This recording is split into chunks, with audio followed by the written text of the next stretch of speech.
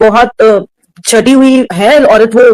अब जिसने आज उनकी स्टोरी बताई है बचपन से लेकर अब तक की, उससे तो साफ पता चल रहा है कि ये पूरे हंडे हुए लोग हैं, हंडे हुए लोग हैं। तो बिल्कुल ये ना शादी से पहले बचपन से जहां से ये निकल के आई है वहीं पे बहुत फेमस है, और इनको कोई पूरे खानदान को मुंह नहीं लगाता। इसके चाचा की डॉटर ने भी मैरिड मैन के साथ शादी करी है, उसको दूसरी मतलब उसकी फर्स्ट वाइफ को ऐसी करके जैसे जगह झंड करने वाली थी, और ये शादी से पहले भी भाग गई थी। 5 क्या बात कर रहे हो, भाग गई थी? मतलब आश्चर्य की बात है। ओ माय गॉड, कैसे मतलब ये सब आश्चर्य है, क्या क्या सुनना पड़ रहा है, सही में बहुत ही विचित्र बात उनके है। साथ किसी लड़के के साथ, और फिर इसको लगा कि वो अप टू द स्टैंडर्ड नहीं है भाई, ये वापस आ गई।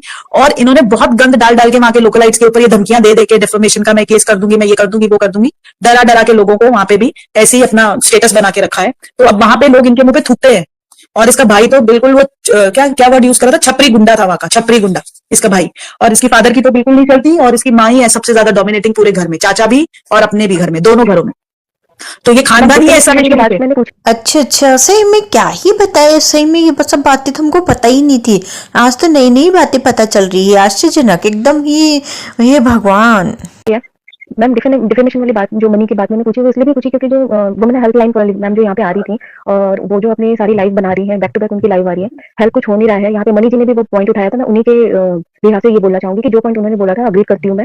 और क्योंकि यहाँ पे पेनल्टी पेइंग की शायद यहाँ पे शर्तें हुई हैं, और उनको मोनिका वुमेन हेल्पलाइन वाली मैम को बोला जा रहा हो कि नहीं आप मत कीजिए, क्योंकि उनके लिए एक्शन लेना या कहीं भी किसी भी स्टेट में किसी भी डिस्ट्रिक्ट में अप्रोच लगवाना कोई बड़ी बात नहीं होगी, आई थिंक सो। तो इसलिए मैंने ये क्वेश्चन किया। हाँ, मैं आपको पहले बोलती हूँ, पहले तो ये डिफेमेशन का इसने कुछ डाला होगा नहीं, और ना ही ये डालेगी। जिस तरह से वो फिर से इसके कांटेक्ट में है ना, ये उसके जिंदगी में जाएगी अभी। उसका यही पॉइंट है कि डिफेमेशन से क्या कर लूंगी मैं, 2-3 करोड़ ले लूंगी, वो भी डिफेमेशन प्रूफ करना पड़ेगा इसको, तब वो ले लेंगे, तो वो लंबा चलेगा केस। तो वो अभी उसमें बिलीव नहीं है। ये कैसी औरत है कि तूने मेरा लिया, मतलब मेरे को इतना किया ना, मैं तेरा लेके ही बैठूंगी। ये औरत आसानी से किसी को छोड़ने वालों में से नहीं है। जो औरत आप सोचो ना, माफी मांगने के लिए तैयार नहीं, वो इतना बड़ा ये छोड़ेगी क्या? वो बोलेगी वो है ना, वो भले उसका डिफेमेशन कितना भी हुआ है ना, वो क्या करेगी, बदला लेगी। वो उसका क्या करके बदला लेगी, इसको अपना बना के ही बदला लेगी। वो उसको फर्क नहीं पड़ेगा कि किसने मेरा डिफेमेशन किया, मैं उसका मुंह नहीं देखूं। ऐसे और औरतें जो है ना, वो जो आ जाती है ना अपने इस पे, तो और जैसा अभी उनको उनका बैकग्राउंड बता रहे, तो I don't think so she will leave that man like that. She will completely you know उनका घर डिस्टर्ब करेगी ही करेगी। और वही कगार पे, जैसे वो अभी इनको बोला रोस्ट करो, उनको बोला रोस्ट करो, और वो आके उसका जो स्टैंड ले रहा है। आप देखो, कोई भी आदमी किसी भी मतलब अपने को, एक आदमी हो या औरत हो, उसको अगर वो इंसान अभी इसके बाद अपनी जिंदगी में नहीं चाहिए,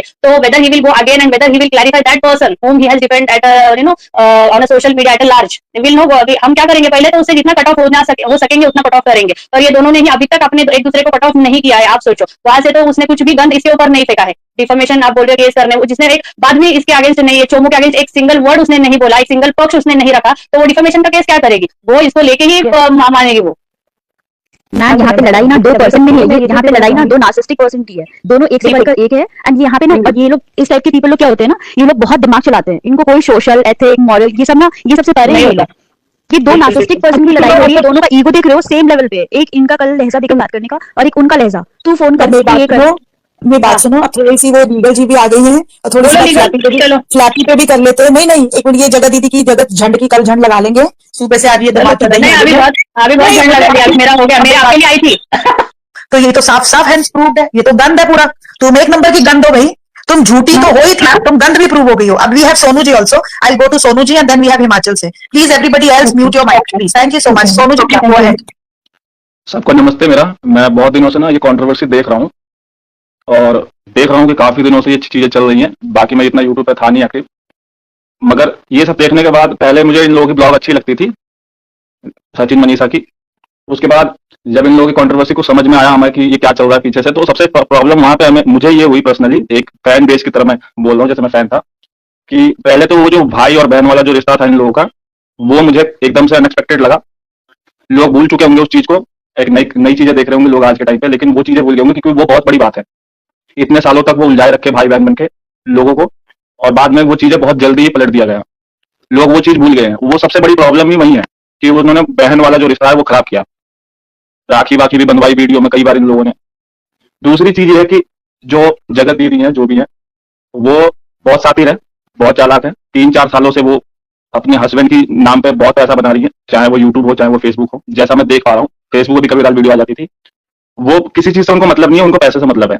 इनका जो अफेयर है ना, ये इस वजह से सिर्फ अच्छा, मतलब ये सब तो पता ही नहीं था, नई नई बातें सामने आ रही है। सही कह रहे हैं आप, लगता है इस्तेमाल कर क्या ही क्योंकि उनको थोड़ी नॉलेज है, टेक्निकल चीजों की नॉलेज है, और वो उनका चैनल वैनल भी देखते हैं आराम से।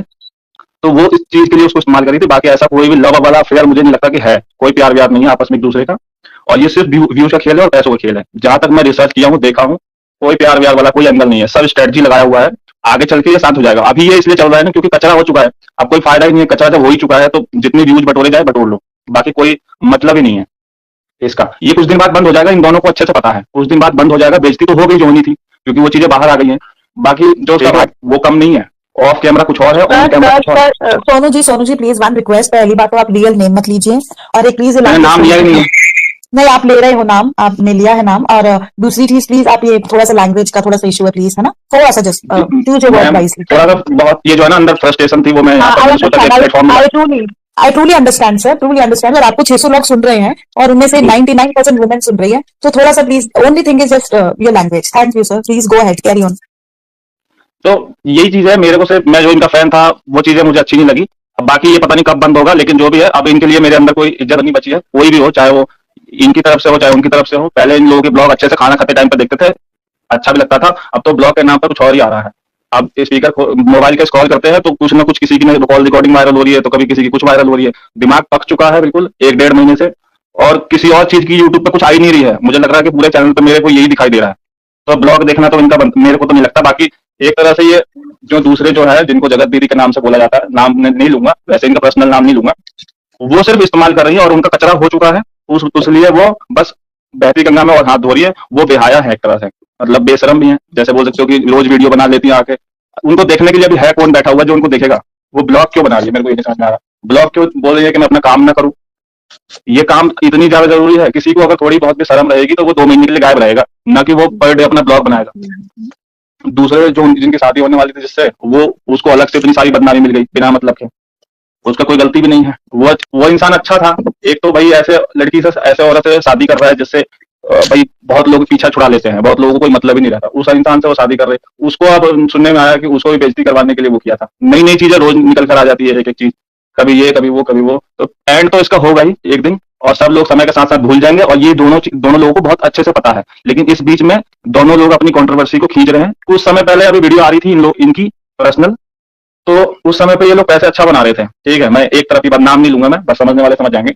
बट अभी जो है ना थोड़ा सीरियस हो गया है, इसलिए अभी वीडियो नहीं आ रही है, लेकिन जरूर आएगी, बहुत जल्दी आएगी। और पब्लिक जितना ज्यादा इन लोगों से दूर हो जाए ना उतना ही अच्छा है, वरना आप लोगों का सिर्फ समय बर्बाद होगा। रोज दिन खोपड़ी खराब होगी, डिप्रेशन में जाओगे, स्ट्रेस लोगे इन लोगों के